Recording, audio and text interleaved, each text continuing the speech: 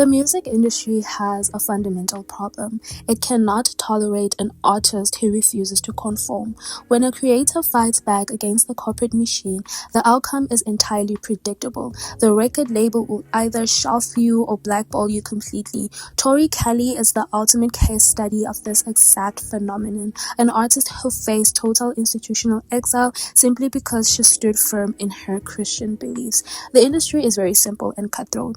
They are looking for cash cows, and cash cows that are very obedient. If they feel like the cash cow has so much standards, is so modest, they are literally just going to ignore you and shelf you. And that's just the true example of Tori, because she came from a deeply rooted Christian background and she went into the music industry with those her beliefs, and unfortunately the music industry did not vibe with it at all, especially the executives, because they're looking at their fat cash cow that's going to vomit a lot of money and is talking about how much they have so much standards with your beliefs. They're literally going to hate you and they're going to turn their backs on that specific artist. Tori Kelly is very talented. She has a flawless, clean, soulful voice, but the contradiction is having a generational talent and a flawless singing voice is no longer enough to be a successful pop star. In fact, in the modern landscape of Hollywood, raw talent might actually be your biggest disadvantage. Every time in my videos, I keep saying that the music industry talent is like the 10% or the 20%, and the rest is basically everything else but not talent. If you were on the internet in the 2010s, there was a teenage girl, this artist called Tori Kelly. She was budding, she was rising, she had her simple guitar, she had blonde curls, she had so much potential and a big, beautiful soul voice. When people listened to her, they thought that she was going to be the next huge pop thing. She had Scooter Braun as her manager at the time. Basically, he was backing her, and we all know Scooter Braun during the 2010s. He was the most powerful manager out there. Yet, if you look at the landscape of pop music today, Tori Kelly is treated like a ghost. If you were to go on the street and ask someone if they know an artist called Tori Kelly, they might not know her, unless if you are into gospel music, you're a Christian that loves modest artists, because that's what she pivoted to, leaving her whole pop music era past because she felt like it was too immoral, and she literally fought for her Christian beliefs. I admire her for actually doing that. I feel like that was something good for her, and it also saved money that the record label could have invested on her and actually lose the money. So it actually saved everyone from basically not wasting money. At just 13 years old, Tori Kelly was handed the ultimate golden ticket, a major record deal with Gavin Records. To the outside world, it looked like the birth of a prodigy. She had the kind of raw, beautiful vocal control, beautiful voice that labels usually spend millions trying to manufacture in a studio. But this is exactly where the fairy tale ends and the corporate industrial brutality actually begins. The music industry does not just sign teenagers out of basically the love and they admire what they do. They signed them to mold them, and with her they saw a blank canvas, a marketable voice that they could shape into whatever pop trend was generating the most cash at that specific moment. Like I said in the beginning of this video, record labels are looking for cash cows. They're looking for a cow that's going to vomit a lot of money, and if you are practically going to now oppose what they want, then it's a problem, because they actually signed you to make money, not for them to lose money. When it came to Tori Kelly, when she started off with her beliefs, especially when she was in that record label when she was 13, I feel like Gavin Records, the record label, actually found it cute. They felt that it was a stage that she was going to get out of, that eventually she's going to change. So in the meantime, what they did, they started like showing her who she needed to be, videos on being a hypersexual artist, lyrics that felt like this is what she had to become. They set her down, and every time they'd keep showing her, and she still stood firmly to her belief. And when they realized that her whole psychosis, her face is never going to face, they basically created this immediate fundamental paradox that the industry still hates to this day. Labels want stars, but they do not want stars with autonomy. They want vessels and not visionaries. And when a young artist, especially a teenager who is not looking like she's going to back down from her beliefs, has a spine, the corporate reaction is very swift and very easy. They're going to punish you because you're not bringing them money. You're going to make them lose money. And at the end, with her deal with the company, they actually let the deal run out. She didn't release an album with the record company, and they didn't actually push her on radio. Instead, they did something that we all know as shelving, letting her contract run out while ensuring she couldn't take her music anywhere else. It was her first brutal lesson in how the industry punishes conviction and how they just do not tolerate beliefs. And I feel like at this moment, she should have just seen that maybe her beliefs was actually good enough for her to not actually be in a music industry that's filled with mainstream pop culture and very, very different. After Tori Kelly pretty much left her old record label, Gavin Records, she started going on YouTube and uploading song covers, and she did a song cover for Frank Ocean. The name of the song was Thinking About You. That pretty much exploded and was very popular at that time, and that pretty much made her gain interest from Scooter Braun, and his management team was the one that actually signed her through Capitol Records. And it felt like a great victory for her because she came from a place that was just bad. And if you are signed to Scooter Braun's management team, and at that time during the 2010s, he was like the big manager at that time. His management team had artists like Justin Bieber and Ariana Grande, and at that time they were big, so it felt like more of like a victory. But her problem is that she still kept on her stubborn beliefs into the record label, and at the end of the day they just felt that she was so difficult to work with. She was very stubborn to work with. Now, there is nothing wrong to fight for your beliefs, but if you're going into an industry that's main priority is making money and not wasting money, it's not gonna work, because at least have those things in your own platforms, which she kind of later did, because the thing is that it's always hard to actually force your beliefs, your modest beliefs, in an industry that has set the rules from the get-go. The moment you set your rules from the get-go and they figure out that you're not bending your knee to actually confirm, they're not gonna like you. And that even led to her being shoved into Capitol Records until they pretty much had to let her go as well, and she had to become an independent artist. What I like about her is that after Capitol Records, she understood that, you know what, she's going to venture out and do her own thing. With her, she's very smart, because at the end of the day, if she kept on moving record label to record label, she was just going to keep on wasting money. But the thing is that I feel like after Capitol Records, there was no any other record company that was going to try to sign her, because they already know what's happening. They already know that this is that artist who refuses to basically make mainstream pop music and would rather opt to make gospel music. So under Capitol Records, for a brief moment, it looked like Tori Kelly was actually going to pull off the impossible. Her debut album, Unbreakable Smile, was a vocal masterpiece. The girl was performing on the Grammys. The critics were loving her songs, especially her voice. But that problem that she had of refusing to actually basically change became a boiling point behind the backgrounds. The music industry, the record label in general, didn't want her to be that girl who can just sing. They wanted a global selling pop icon, because remember, she's in the same space as Justin Bieber. Justin Bieber at that time is at the peak that he can get in his career. Ariana Grande was basically Ariana Grande at that moment. She was fabulous. She was doing the most in the music, and there is this one girl wasting the record label's money while they can actually put the same money invested into Justin Bieber and Scooter Braun, and they're actually fighting her to actually change. It was not gonna work. That's why they had to shelf her. I actually agree of them actually shelving her, because if I was an investor and I'm telling someone this is the only way that's gonna make me money, and you're telling me, but no, the sky is blue, but I'm telling you that I know the sky is blue, but you actually have to look past the clouds and actually see the future.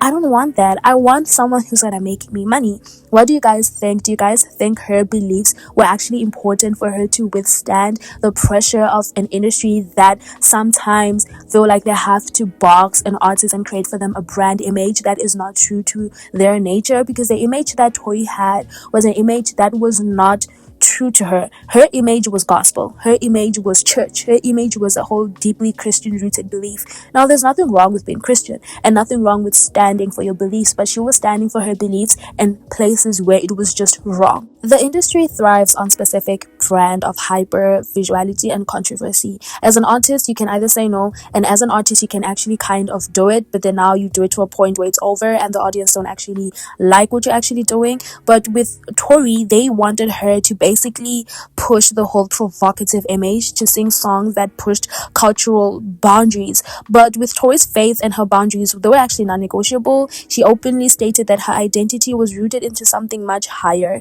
than Billboard chart position. It was basically rooted into singing songs for God. This is where the corporate frustration turned into active sabotage. When an artist refuses to pivot into the whole sexual music or controversial spaces, the record label easily commodifies, and the record label actually stops trying. They stop buying the playlist placements, they reduce the marketing budget, they don't push your songs through radios, they decline to book the primetime television slots until basically your contract runs out. So with her, the same thing that she faced in her previous record label as a 13-year-old teenager, she had the same problem in the Scooter Braun's management team at Capitol Records. They were like, girl, bye. We cannot work with you anymore.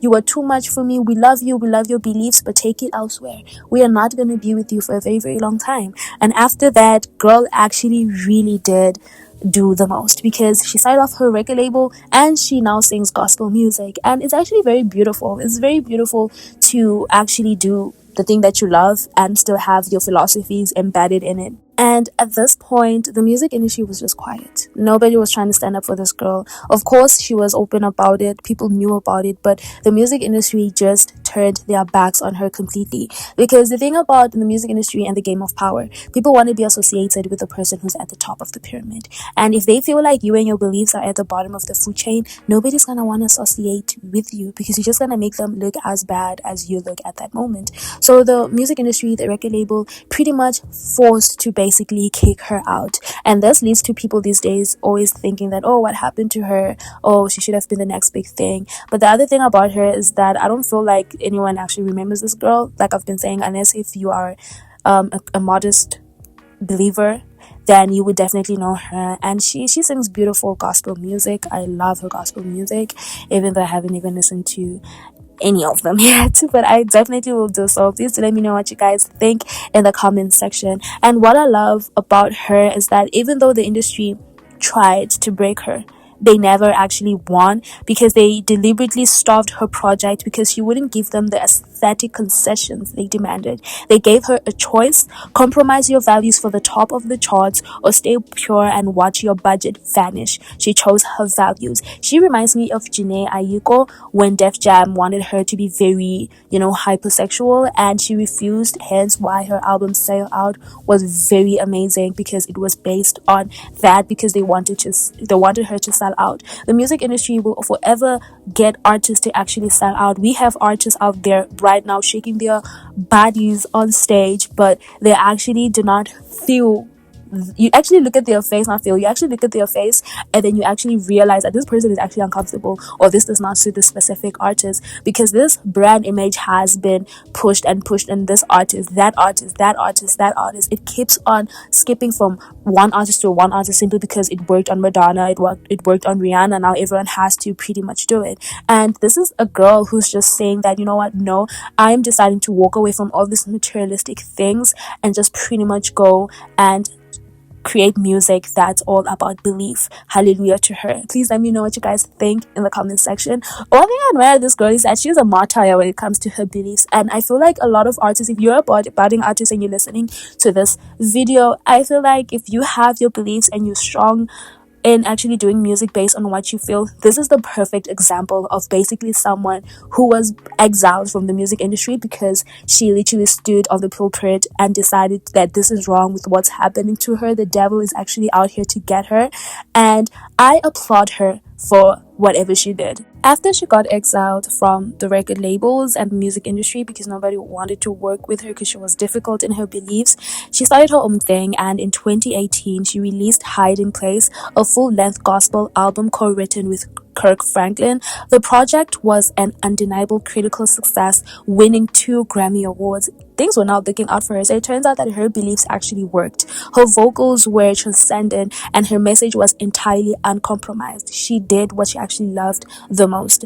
But when you look also closer at the timing and the strategy, to her fans, this was a triumphant return to who she really was, a beautiful expression of her deepest convictions. But to the executives running the industry, this was a massive sigh of relief. Like, girl, you saved us money. It was a strategic ghettoization of her talent. The gospel and Christian music markets are lucrative, but they are isolated. But also the gospel industry also does make a lot of money, but it's more of not into mainstream pop like that. By steering Tory into the religious sector, the mainstream industry managed to solve their biggest problem and her problem. So she ended up doing her own thing under her record label. They successfully removed a vocal powerhouse from the competitive mainstream pop arena, and I feel that if she had continued, she wouldn't have been able to stay clear-minded. And it's actually a moving story, because she just kept on doing whatever she wants to do.